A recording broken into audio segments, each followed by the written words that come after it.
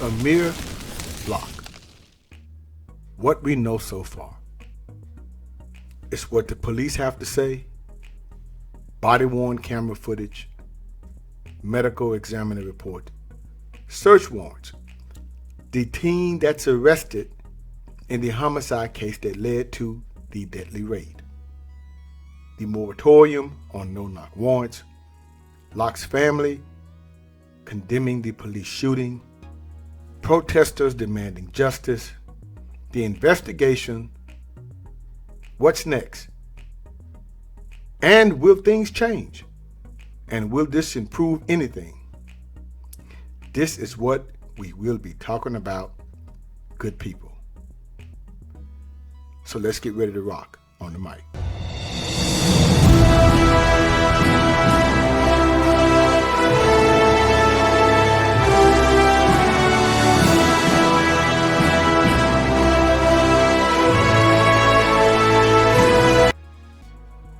Hello, good people. This is your guy, Mr. Educator, Mr. Communicator, Mr. Free Thinker, coming back at you live once again from the Lone Star State with another edition of the Media Mike Speaks. All right, good people. We are the voice of the everyday citizen. It is 44 minutes past the hour, a sunny day here in the Lone Star State, and we already know, and you already know, what is buzzing in Minneapolis.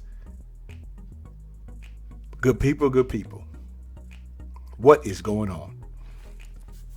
But I want to bring logic to you today. Let's talk logic.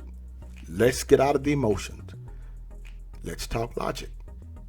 The young man, Amir Locke, 22 years old, a graduate, from my understanding, of Sam Houston State University, right here in our Lone Star State, Huntsville, Texas. Bachelor's degree, criminal justice. What do the police say, good people? According to the interim police chief, Amelia Huffman, said the department's SWAT team was assisting the St. Paul Police Department's homicide unit at the time as part of an ongoing murder investigation. Now here's the question, murder investigation for who? Good people, who? Most likely, from my understanding, the cousin, who was 17 years old with an apartment. I guess you can get an apartment at 17 in Minneapolis, Minnesota. I guess you can do that at 17. Huffman said the SWAT team entered the Bolero Flats apartment building at 11th Street and Mariquette Avenue just before 7 a.m. The officers loudly and repeatedly announced their entry into an apartment, according to Huffman. 9 seconds into entry, police said officers encountered a man armed with a handgun that was pointed in the direction of officers.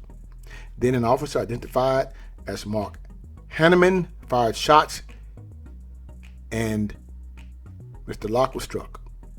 He was treated at the scene and transported to Hennepin Healthcare. Emergency medics determined that he did not have a pulse when he was accessed to the hospital. He was pronounced deceased upon arrival.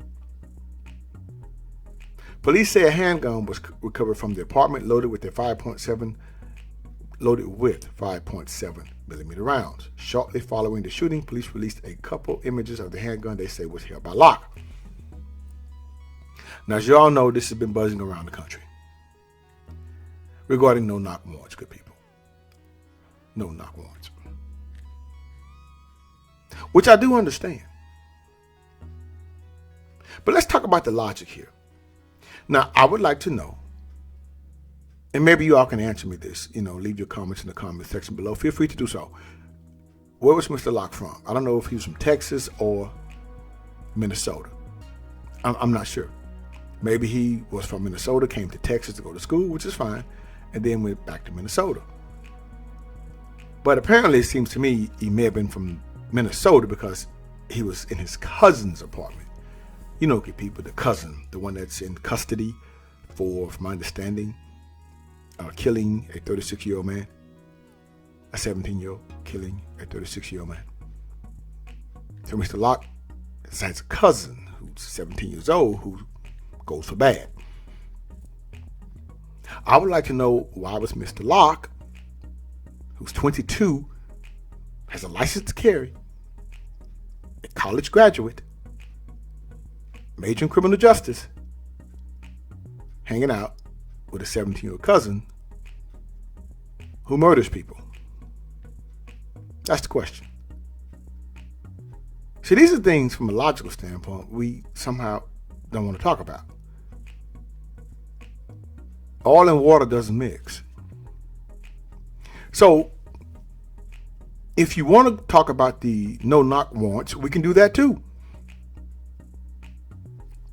Let's say you don't do the no-knock warrant, because the original warrant was a knock warrant, but then I do believe the SWAT, a tactical unit person, said, no, I want a no-knock warrant. I guess based off the crime that was committed. Okay, that's fine. Let's just say we do a knock warrant. See, you're going to knock. Good people, I used to work in law enforcement. I used to be a police officer. I was a federal police officer for 12 years. Okay, good people, we do a knock warrant. You know what happens with a knock warrant? You knock, you announce, and then the battering ram comes in. You knock, you announce, and then the battering ram comes in. He moves out of the way. Here comes the tactical unit. It's almost the same thing. No one's going to react that fast and jump up. So when we get into this no knock, I don't know. Understand what they are first before we get so critical. The young man did not have to lose his life. That is a tragedy. But sometimes hanging out with the bad company, you get bad results. But it appears no one wants to discuss that. And that's what saddens me. Because these are questions I have. Why was he there in that apartment? Where was the cousin? Oh, I'm sorry. Oh, he was on the run, most likely, allegedly, because he was caught later. He was on the run. Did the cousin have anything to do with this? Did the cousin tell him, won't you stay here? I'll be back. These are things that we don't want to talk about. Why? Why? Because sometimes decisions you make determines your fate. This young man was too smart to be where he was. 22 years old, 5 years older than his cousin, who actually murdered a man. And he's a juvenile.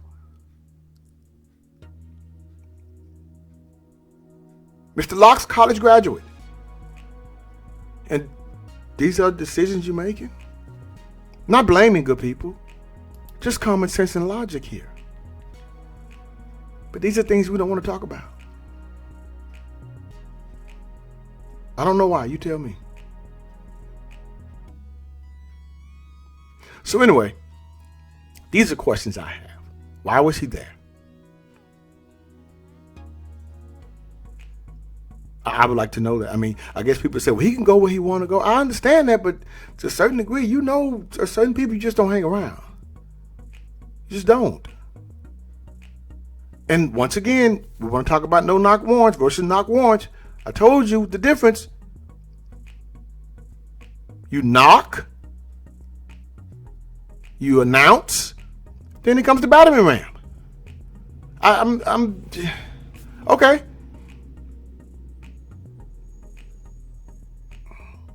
You know, especially when you're talking serving a high-risk warrant. A high-risk warrant, you're going to knock, announce, the battering ram takes down the door. Tell me the difference. Okay, good people. But anyway, it's just me. Can we at least talk about some logic? Do some research from homework. Ask the right questions before we get all into our emotions. That young man lost his life, to me, in vain. It never should have happened.